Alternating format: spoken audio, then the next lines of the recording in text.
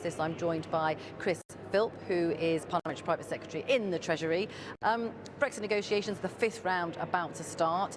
Lots of people now talking about the British government being able to walk away, that no deal has to be an option in order to get the best deal. Do you think that's true? Well, the Prime Minister has always said that no deal is better than a bad deal, and I'm sure that remains the case. But I think what we are now seeing is the British government having made significant overtures to the European Commission, the European Union.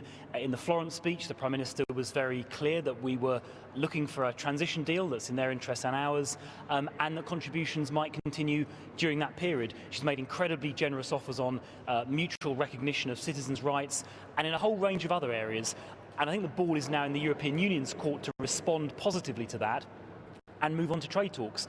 It is ridiculous that they're even today saying not only will they not contemplate trade talks about the future arrangements, their current position, Michel Barnier's current position, is that he won't even talk about a transition deal. Now that is clearly unreasonable, and it will damage the national interests of France and Germany and the other nation states, because there are hundreds of thousands of jobs in those countries that depend on trade with the UK, just as much as there are jobs here that also depend on trade with Europe. So they're getting to the point now where the European Commission's, I think, unreasonableness when it comes to these negotiations is beginning to damage the economic interest of European nation states. And I think that is a message that we'll be hearing more and more in the coming days and weeks. There are some of your colleagues who want to go further than that. We've heard today from Bernard Jenkin, a backbencher very much on the Brexit side of things. He says the EU is stringing us along. If they want to talk, we'll talk. Otherwise, we will walk away, we will leave.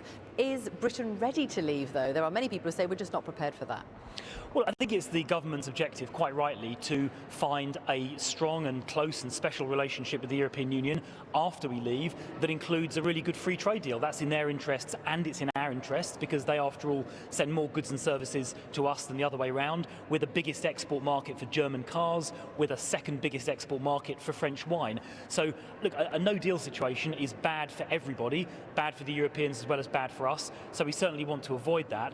But I do think if the European Union side of the table continues unreasonably, in my view, and damagingly to themselves, they continue to refuse to even discuss transition and trade, I think as a matter of prudence, a matter of common sense, we'll have to start seriously preparing for all eventualities. But that is not the desired outcome. It'll be bad for us and bad for the Europeans, and that's why I think ultimately the Europeans' own economic self-interest, I hope, will prevail, and they'll avoid doing anything which damages them as much as it damages us.